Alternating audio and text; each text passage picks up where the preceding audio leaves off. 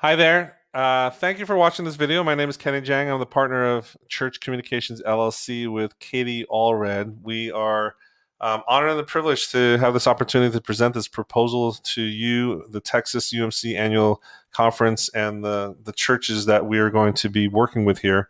I just wanted to walk through the proposal quickly and highlight a couple of things that might help you as you walk through it yourself on your own. And again, I invite you to reconvene with Katie and I via video conference or audio so that we can answer any of your questions and clarify things. We have a couple of things that we would love to ask you about, just the actual nuances of the process, the priority order, etc. If we move forward with this as well. So let me just highlight some of the things in this actual presentation that might be useful for you. And let's get to it. So if you go through the presentation, there's big buckets of things that we think are important in terms of delivery. So the first one is websites. And there, instead of looking at this as an emergency response, get things up and running with a couple of pages or a single page website that's nice and clean, that could do the job, we actually took a step back and felt like we need to give you a full function website, because it's not just about getting them a site now up and running, but it's about long term. So over the next several pages, you'll see a lot of the benefits of the things that we're planning to build out for them in code. It's basically the approach is going to be completely simplistic, easy to use, self-service friendly for long term. It's going to include things like Church Online. That was something that was very important, right? That's the central core of this, that it will be able to be built into the actual website. And then after you, what do you do with the sermons afterwards? Well, we're building a sermon manager, and some churches are going to want a podcast, so we're going to have a podcast manager there as well. Giving is another important thing. It's going to be integrated into the site, mobile friendly. We were thinking originally to go with some of the big giving companies out there, but and we have very good relationships with many of them. However, to simplify things again and make it straightforward, we integrated it directly into the site, and it's going to be managed through Stripe, which is a top tier credit card transaction processing service. Um, there's other features in here that are things that the church will need definitely during, but also after we return to normalcy, after COVID goes away. And one of the things is a prayer wall that I think would be very helpful now. It's a module that we are going to program and implement, that someone's going to be able to visit the website, put in their request, either anonymous or not, and then get feedback that people have actually prayed for them, so that they can be encouraged, and other people can be encouraged to actually submit more prayer requests and respond. So these are the types of things that we've planned for. There's even like a stock photo library, just to give you our approach. We understand most of these churches, if not all, have never had a website before. They probably don't have people that are versed in trying to figure out how to search and acquire free, legal, royalty-free images that they can use on their website. So we're going to build an actual stock photo library into it, so that whether you're creating a new page, a new blog post, a new event, a new announcement or something, that you can just quickly search for images, pull that in directly. There's not another website, not another new account, nothing to download and the re-upload and that kind of stuff. It's going to be all in one place for them. And then if you do have tech-friendly people given at any church and they want future growth, it's going to be built in a way that has the ability to integrate with a lot of these popular other third-party services. So I think that's something key to keep in mind. The development team definitely has experience building churches' websites, but more importantly, for the UMC in particular, here's just a couple of examples of UMC websites that we've built for local churches, and you'll see the functionality within them is stuff that you guys are looking for already. For instance, we have churches that are live streaming on their website already using the church's websites that we've built for them. There's sermon engines and archives. There's even places for ministry fronts and committees like United Methodist Women that are being used right now in a robust way. So these are bullet points, a list of a full listing of all the functions that a website will have. We're building everything in a way and delivering it so that also the fees will not have to be worried about for a full year after delivery. So We're going to buy a new website address for every church. That's going to be available for a full year. Where the hosting and traffic, all that's going to be available for a full year. The giving components, all that stuff available for a full year. That's part of the approach that we're thinking, that we need to give stress-free experience to everybody, and more importantly, even all the different types of accounts that need to be set up to manage all this stuff. Our team is going to actually create the accounts, set them up, configure them, connect them, and then we'll summarize all of the accounts and what they need to know with the passwords that they can go in, log in, change it, and transition ownership as well as the financial responsibility for some of these services. So that's all going to be delivered post-launch. They don't need to worry about it. Minimizes variables throughout the process. So here is the process. We're asking for a green light by Friday so that we have people this weekend starting to work. We've actually scheduled people for clear their schedule this weekend to be prepared for that.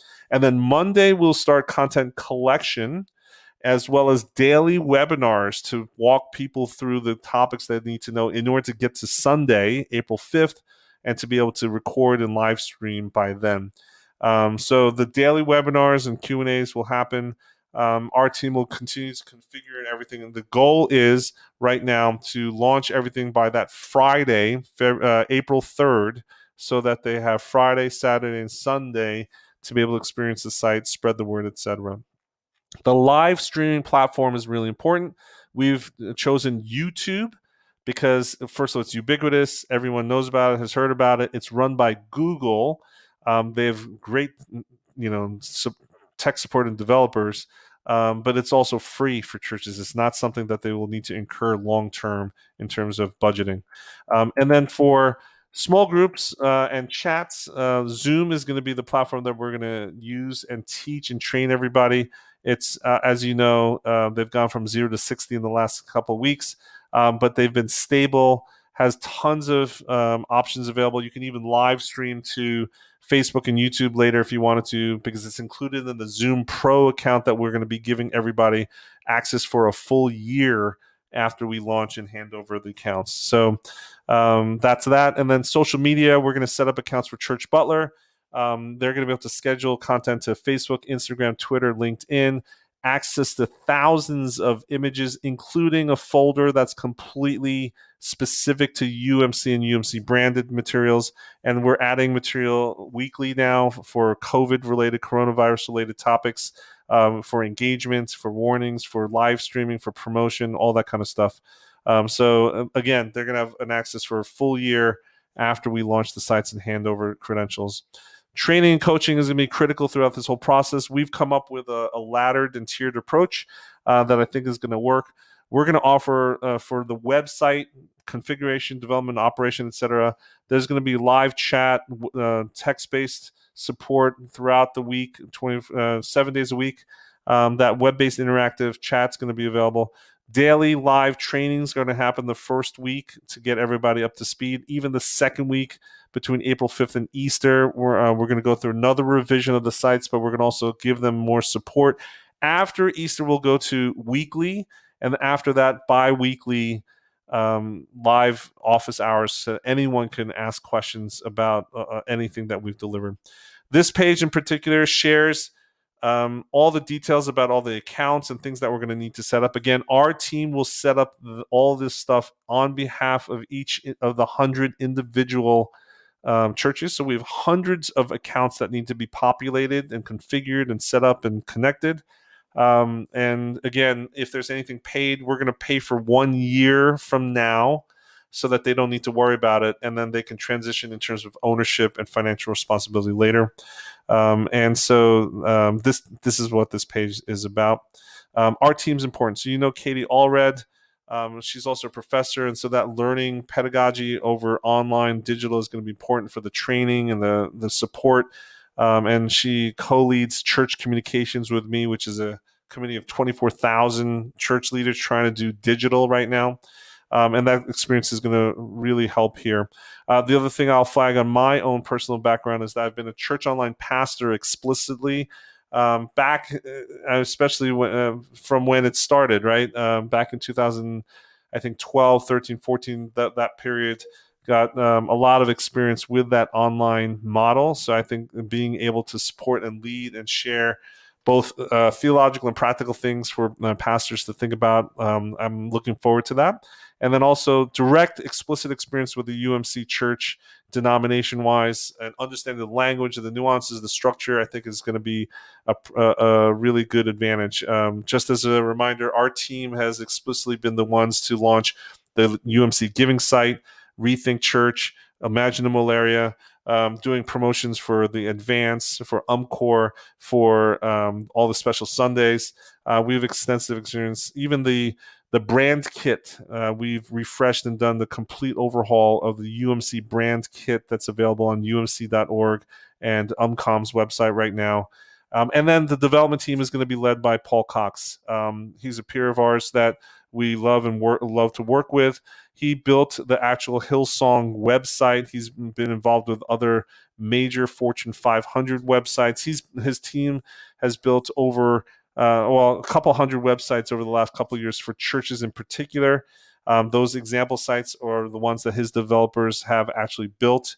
And it's going to be exciting. I think one of the things that Paul brings to the table is that ability to rapidly scale and bring that functionality and customization to the table. So in addition, we have 5 other individuals to his 6 people that are just going to be coding. We have 5 others that are going to help with coordination and production and trafficking of all the information, the administrative stuff, setting up all the accounts, etc.